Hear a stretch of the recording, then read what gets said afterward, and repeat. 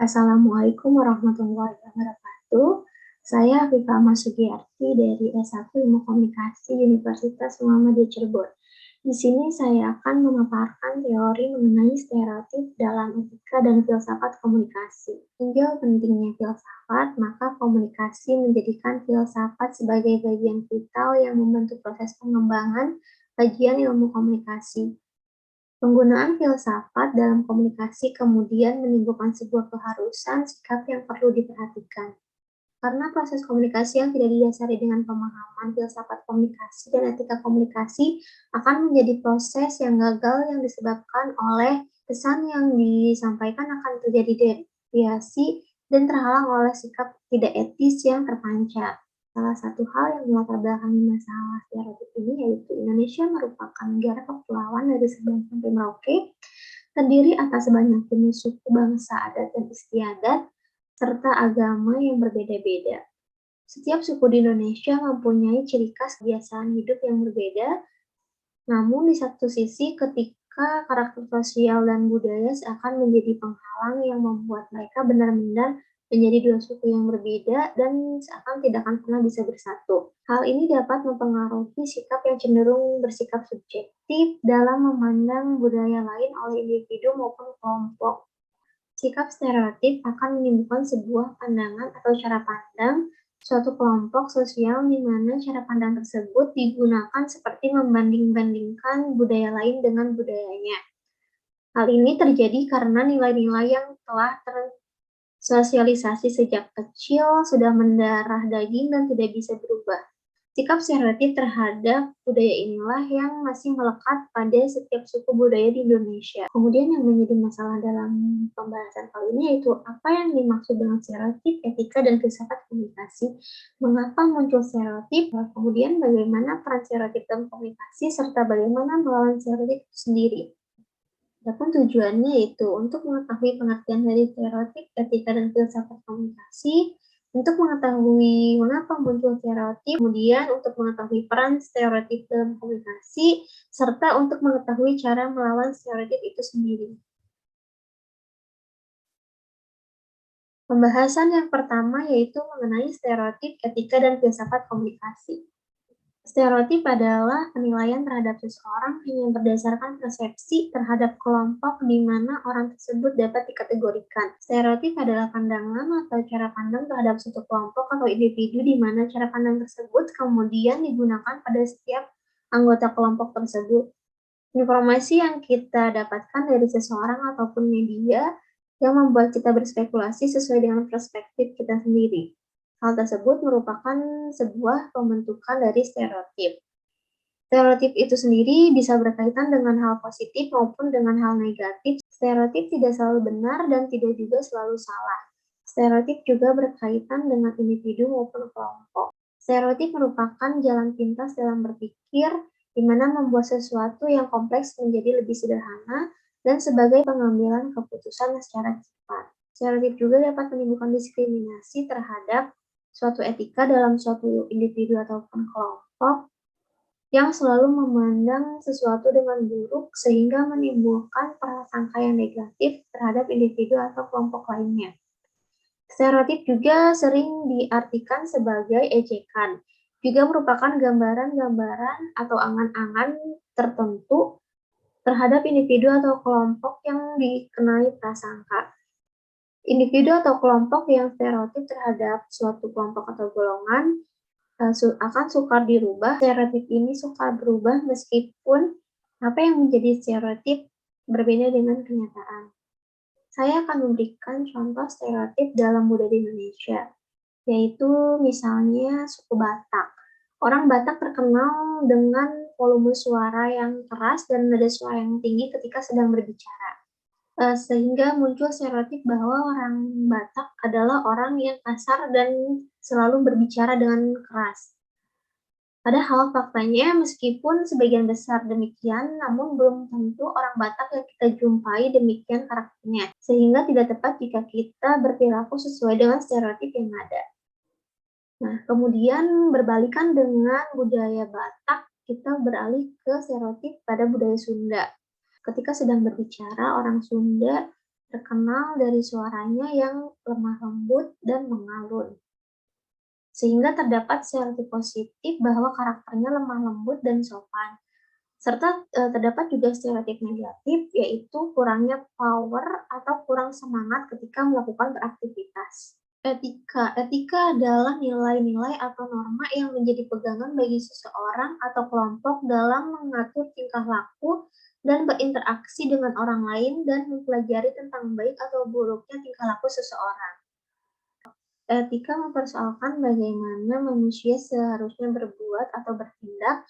Etika ini lahir dalam pribadi masing-masing individu, walaupun hal ini berkaitan dengan relasi sosial antara kita dengan peraturan dan kebiasaan orang lain. Etika komunikasi adalah adat, kebiasaan, dan akhlak dalam berkomunikasi kepada orang lain, sehingga orang yang diajak berkomunikasi tidak akan merasa tersinggung atau merasa tidak nyaman. Misalnya etika dalam berkomunikasi dengan orang yang lebih tua dengan kita, maka etika dalam berkomunikasi kita harus menggunakan bahasa-bahasa yang lebih sopan, berbeda dengan bahasa ketika kita berbicara dengan teman. Kemudian filsafat komunikasi.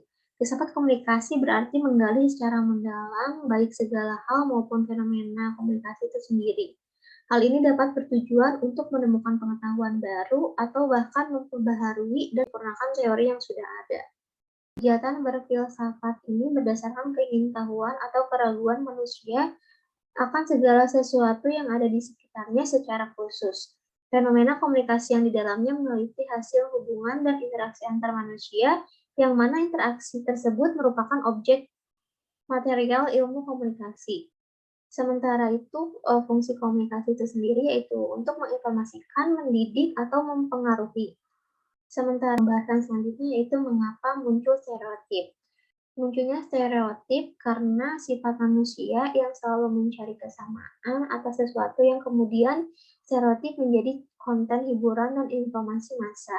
Menurut Lippmann, stereotip merupakan satu cara untuk melihat dunia secara keseluruhan. Masyarakat egaliter memandang stereotip sebagai sesuatu yang tidak adil karena akan menutup ruang untuk melihat individu dan segala keunikan dan kapabilitas masing-masing.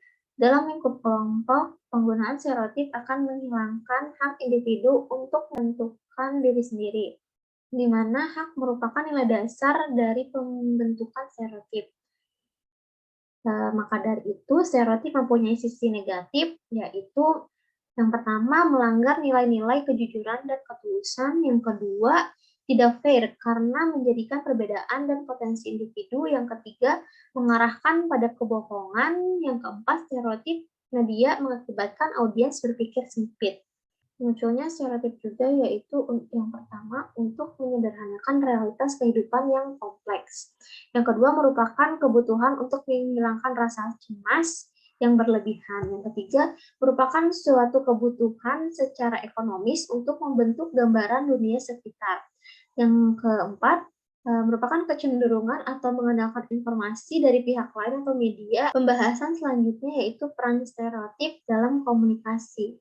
Di dalam perkembangan teori komunikasi massa, konsep masyarakat mendapat relasi kuat dengan produk budaya massa yang akhirnya akan mempengaruhi bagaimana proses komunikasi dalam konteks masyarakat massa membentuk dan dibentuk oleh suatu budaya massa yang ada. Kita sering berprasangka terhadap pihak lain hanya karena kita mengeneralisasikan sifat-sifat tertentu dari yang mereka miliki. Karena seringkali stereotip mempengaruhi pilihan untuk berinteraksi sosial dengan orang lain. Nah, demikian juga di suatu waktu yang lain kita melakukan diskriminasi terhadap orang lain berdasarkan stereotip yang dibentuk sebelumnya. Nah, oleh karena itu, sangat beralasan jika kita mengatakan bahwa stereotip memainkan peran yang sangat kuat dalam menentukan bagaimana seseorang dari kelompok tertentu berprasangka terhadap kelompok lain dalam suatu situasi dan kondisi tertentu. Di dalam perkembangan teori komunikasi massa, konsep masyarakat massa mendapat relasi kuat dengan produk budaya massa yang akhirnya akan mempengaruhi bagaimana proses komunikasi dalam konteks masyarakat massa membentuk dan dibentuk oleh suatu budaya yang ada. Perkembangan komunikasi pada saat ini lebih cepat dan lebih efisien karena adanya media massa. Nah, adapun fungsi dari media massa yang pertama Pengawasan. Pengawasan adalah fungsi yang khusus menyediakan informasi dan pengeringatan kepada masyarakat tentang apa saja yang ada di lingkungan mereka. Kemudian ada interpretasi. Fungsi media yang menjadi sarana memproses, menginterpretasikan, mengorelasikan seluruh pengetahuan atau hal yang diketahui oleh manusia. Fungsi media sebagai transmisi.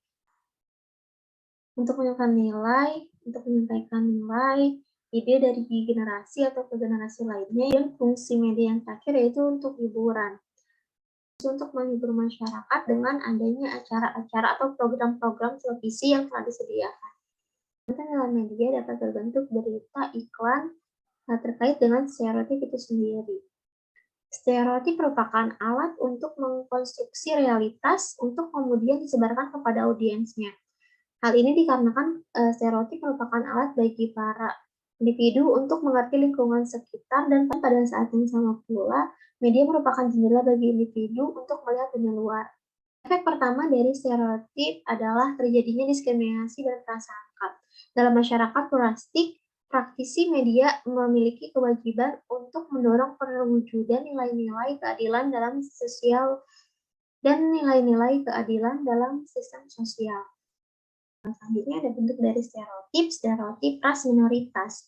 Di Indonesia, ras minoritas terkait dengan masyarakat kulit hitam dan suku Papua yang sering digambarkan masyarakat kelas 2, kriminalis, dan terbelakang. Kemudian stereotip terkait dengan suku Tionghoa sebagai kelompok yang tidak memiliki nasionalisme, licik, dan menghalalkan segala cara untuk mencapai tujuan. Warga Tionghoa masih belum lepas dari stereotip tertentu yang ditukarkan kepada mereka.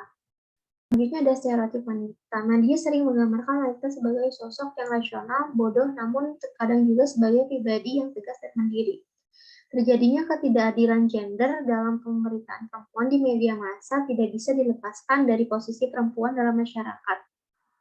Masyarakat masih memegang stereotip bahwa laki-laki lebih aktif, beradab, rasional, dan cerdas, sedangkan perempuan lebih pasif, dekat dengan alam, dan emosional dan kurang cerdas. Selanjutnya yaitu stereotip orang dengan orientasi seksual menyimpang. Dalam konteks kebebasan, lesbian dan gay adalah pilihan. Pernyataan-pernyataan yang sering diangkat bahwa menjadi seorang gay atau lesbian adalah penyakit atau abnormal, menyebabkan individu atau pecinta sesama jenis kerap terganggu dengan orientasi seksual yang dimilikinya. Selain itu, perasaan-perasaan seperti tidak disukai, cemas, dan sedih menjadi permasalahan yang harus dihadapi hampir setiap harinya. Konflik ini kemudian menyebabkan perasaan kesepian, malu, dan depresi. Selanjutnya yaitu ada stereotip agama. Stereotip tentang agama diantaranya adalah pelabelan Islam sebagai agama teror. Hingga saat ini, stereotip Islam dan kekerasan masih menjadi problem dan semakin kuat karena disebabkan adanya kasus peledakan WTC pada tanggal 11 September.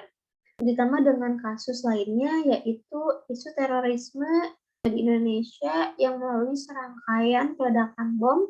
Stereotip ini tidak dapat bisa dihindarkan. Padahal perilaku dari aksi tersebut adalah kelompok minoritas yang sama sekali tidak menggambarkan umat Islam secara garis besar. Kemudian pembahasan selanjutnya yaitu melawan stereotip. Produksi pesan yang ditunjukkan bagi pelanggaran diskriminasi dan prejudis tidak dapat dibenarkan oleh pertimbangan etika. Setidaknya ada 3 pendekatan terhadap hal ini. Yang pertama ada deontologis. Aliran ini digagas oleh Immanuel Kant yang menekankan pada pelaksanaan tugas dari individu, sehingga rasisme dan prejudis bukan lagi sebagai pertimbangan universalitas standar sikap.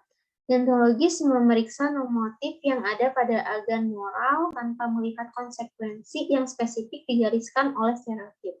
Kemudian yang kedua ada teleologis. Aliran ini menekankan pada konsekuensi dari sebuah keputusan.